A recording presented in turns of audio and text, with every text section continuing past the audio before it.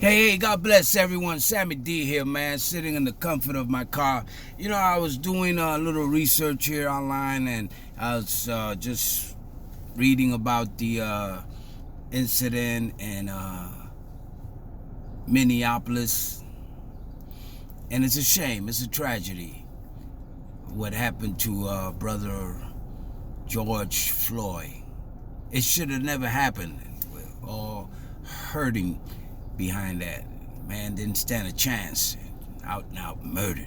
But I look at history here in America, and this has been going on for a long time. This is nothing new. It's been going on for hundreds of years. The only difference now is that we record it and report it. We have cameras now so the public can see it. But it's been going on for a long time. I was reading up on when Lincoln freed the slaves. Slaves are free. They had no property, they had no money, no jobs. They're just standing there. Okay, we're free. So they went out into the woods and they started a colony there and tried to survive with whatever food they can find or plant. But then they came up with a law, politicians and the slave owners, because they were losing business. I forgot the name of the law, but they came up with a law where they can arrest those free slaves and charge them. And they would arrest them for anything. If you look at a white woman, you're under arrest. If you go into a store, you're in a community, you look like you're gonna rob something, you're under arrest. And they started to arrest hundreds of them. These were free slaves, men and women. And they took them before the judge. They had no lawyers. The judge would act for the charges and then boom, sentence them right there on the spot. You couldn't get sentenced to no more than 10 years. It had to be 10 years and less. You couldn't put them in the jailhouse because it was too small, the jailhouse, and they were too overcrowded. So they started a chain gang. That's how they started the chain gang back in the South. So they would take these free slaves that are now charged with a crime, and they're criminals, sentenced 10 years, 5 years, 8 years, and they will have them shackled, their feet chained to one another, so you couldn't run. And the conditions were very poor. They were malnutrition, give you a piece of cornbread with some beans, bap, move the line. You had the same clothes all the time,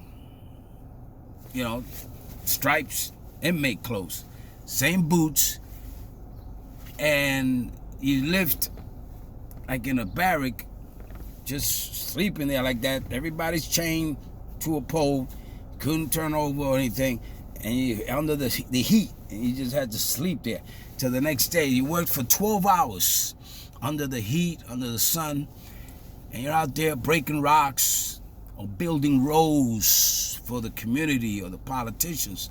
On one occasion, they wanted to build on top of a swamp, so they had the prisoners throw dirt and bags of sand on top of the swamp so they can make it solid. You know how long that's going to take, and you know how much work you got to do that. And they had them out there for days, weeks, and months just trying to make that swamp solid. When they finished that, there was another job and another job and another job. And it was brutal. They still got labor, but this time they're prisoners. They were treated worse than the slaves, because the slaves, at least the master had a little leniency with them. But now you're a prisoner, so you lost all rights. And you were there sentenced without committing a crime. But the law was, you committed a crime and we sentenced you. You had no say so. And the commentator said there's only 3 ways out of there. One, you try to escape, and they will either catch you and throw you in the box for months where you go crazy, or they will kill you while you are on the lam running. Or some of them, because of the shackles were so tight, they got their feet infected and they would die from disease, or some would even cut their feet off. That's how bad it was, to get a relief from the shackles. Some that finished their sentence left there, nowhere to go, and their minds were all confused. This went on after they freed them, so they came up with a law, say, well, boom, let's bring them back as criminals and still have them to be slaves and work for us. So there's injustice. And we're not talking about black and white or colors. We're talking about injustice has been going on for a long time. We haven't heard about it. We don't see about it. We see it now. But back then, we can read about it a little bit. They try to hide the truth. But it's been going on for years, man. The injustice. And I know personally, and you should know, that the one behind it is Satan, the devil himself, trying to kill a society, trying to kill minorities, trying to bring chaos and put racism and prejudice and hatred in man's hearts. You cannot change a man's heart. It's like trying to change the weather. Only Jesus can change a man's heart, and that man then can change the system or the community. Listen, when I was younger, in the 1960s, I've said it before, I started using drugs at the age of 13, 1965, and I committed crimes, drug-related, burglaries, robberies, and there were times when the cops would catch me and beat the blank out of me. That was normal. There was no advocate, there was no lawyers, there was no video, there was nobody recording anything. They just beat the blank out of you in the precinct. They hit you with the blackjack, they hit you with the phone book so it don't leave no marks, and you go to before the judge with black eyes, broken nose, lips all swollen. The judge never asked you, what happened? Did you fall down? Did you run into one of the officers' fists? They never asked you anything. How do you plead? Not guilty. Send him back. I'll see you in a few months. And then in the jail, there was a doctor there. He was a short German doctor. He had his little table there in the middle of the walkway in the prisons on Atlantic Avenue here in Brooklyn.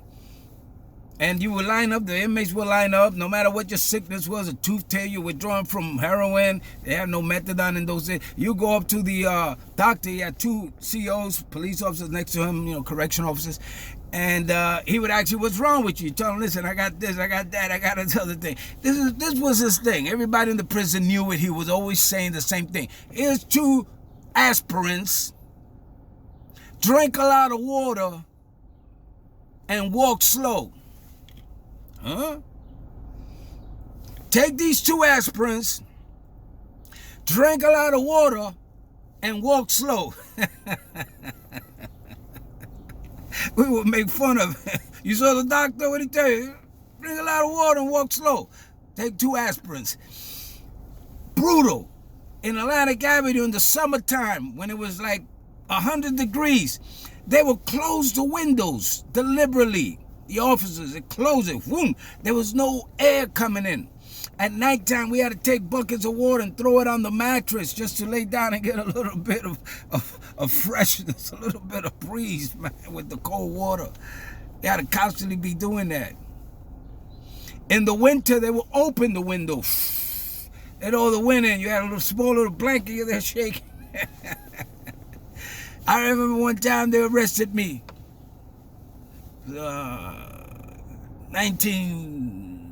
Mid-70s.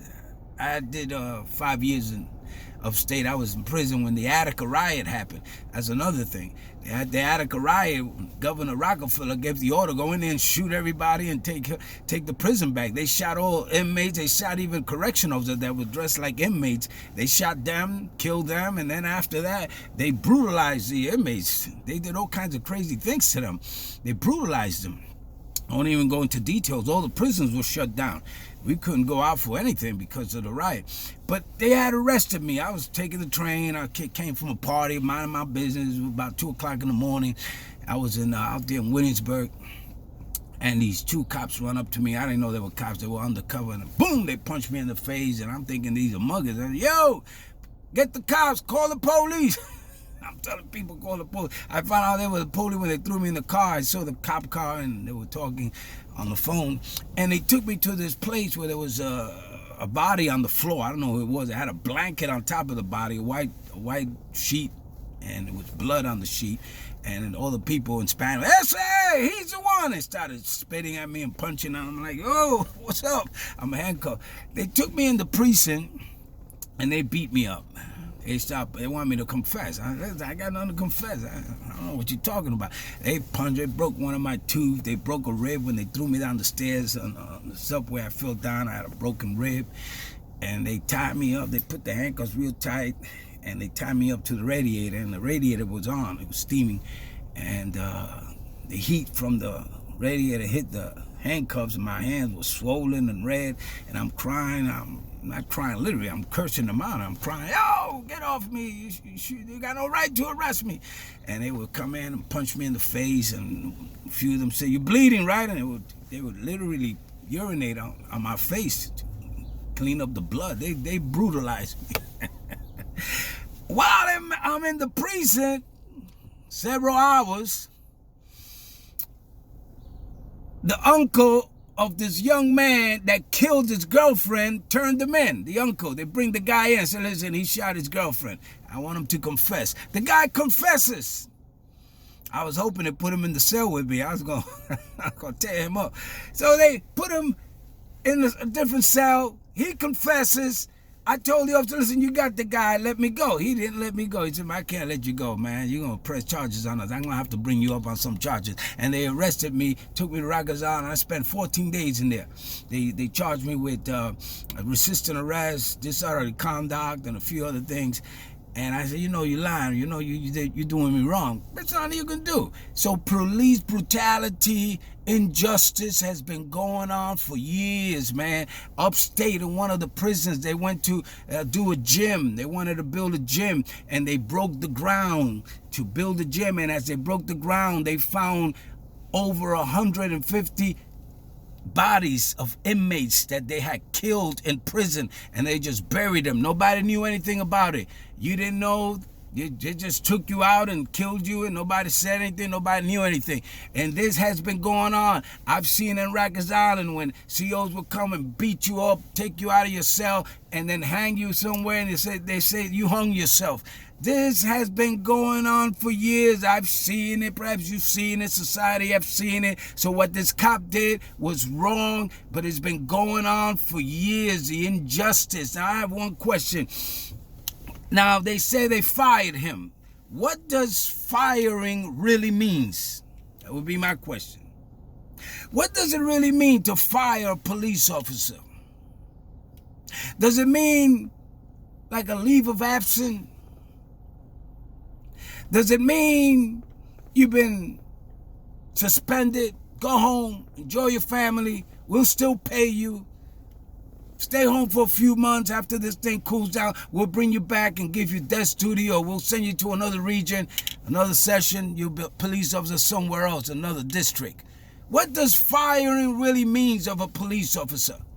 Because we've seen it where they get fired, they still get paid, and then they wind up somewhere else serving as a police officer.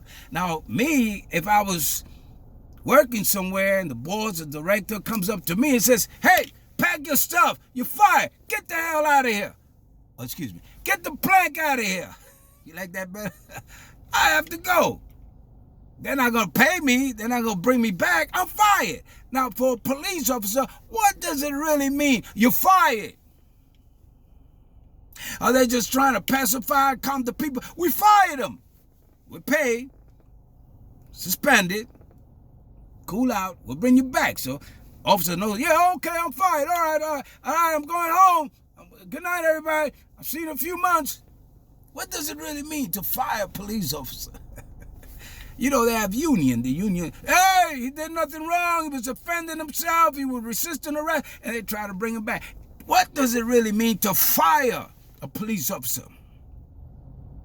Now, the mayor came up and he said something about, I don't know why this man hasn't been arrested.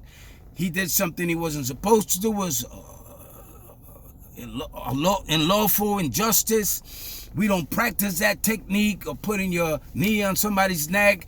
That's not one of the practices of the academy a police officer should be doing. He was wrong. The man was crying out, I can't breathe. He never let up. So he put his business out there in the streets, which means technically, and they know this, that if you arrest him and go to trial, they can use that for the officer's defense. Because the mayor put it out there and already convicted this man. The media convicted him. Society convicted him before he went to trial. And in the United States, it's supposed to be you're innocent to proven guilty, but it's really you're guilty to proven innocent. So they have to try him perhaps somewhere outside of his own district, because everybody in that district knows already and convicted him. Got to take him somewhere where they don't know much about it, and he can get a fair trial. But if they use that, what the mayor said and what others are saying, they can win their case by having a mistrial or hung jury, because it's not fair. They put all the business. Now, a smart politician, a smart mayor, perhaps like the mayor of New York or other cities, would say, listen, I'd rather not say anything. There's an investigation going on. It's still pending.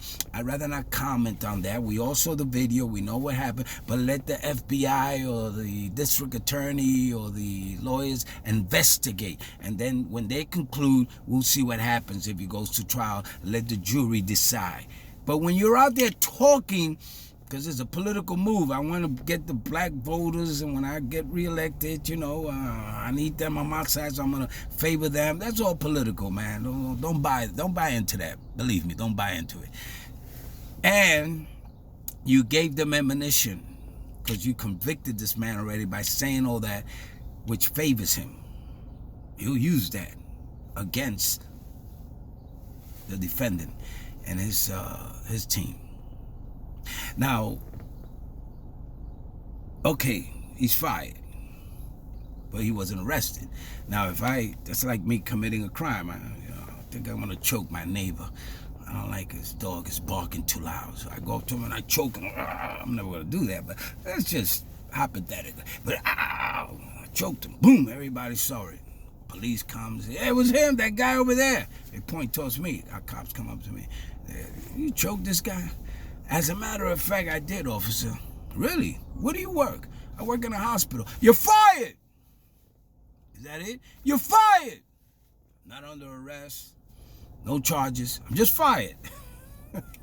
Okay, thank you, guys. Listen. We want to see justice. Everybody wants to see justice, because this can happen, and it will happen again. And it has been happening, and it shouldn't happen. And I'm going to challenge every police officer, I don't care what state, what city, if you're a righteous, good police officer, and you're working with some crooked, racist, brutal police officer, you want to call it rat, you should rat out on them. You should tell your chief or your commissioner or your sergeant, listen, I don't want to work with this Hambo, man. He's a racist, he's brutal, and he's doing things that are illegal. Rat out on him. Tell. They have a code. Police officers, they don't snitch on each other. But yet they come to the neighborhood and they want the drug dealers and the gangs to snitch on each other. Well, you don't snitch on each other. How do you expect us to snitch on each other? And you should. If you're a good police, you should tell about those brutal, mean, racist police. There's some of them, not all of them, but there's enough of them. And they should sort them out. They should get them out of there. You want to change the system? Clean within the house. There's no room for that. And this officer should be charged. All of them. They should be charged, convicted, and found guilty, and thrown into prison. Let them deal with the system there and with the inmates in there that are hungry for blood. Okay? I ain't gonna pray. I'm just gonna leave it right there. We fed up with this. We're tired of this. This is enough, man. Come on, stop the crap. Get right. We rebuke the devil. We know it's him behind it, but guys, step up. Speak up. Take action. I pray this man goes to jail. Yeah, I pray he goes to jail for a long time for murdering that brother, George Floyd. I pray for justice for his family, that God comforts them through this time. George Floyd was like anybody else, fighting this pandemic, trying to survive, trying to avoid getting sick, and this cop comes here and kills him for no reason. He had him handcuffed already. He was in compliance. He wasn't fighting. He wasn't resisting. Cop said, I think I'm going to go kill somebody. Like going hunting for a bear. I'm going to go hunting, kill somebody today. That man is guilty. And that man needs to face consequences. Bang! Take care, man. God bless.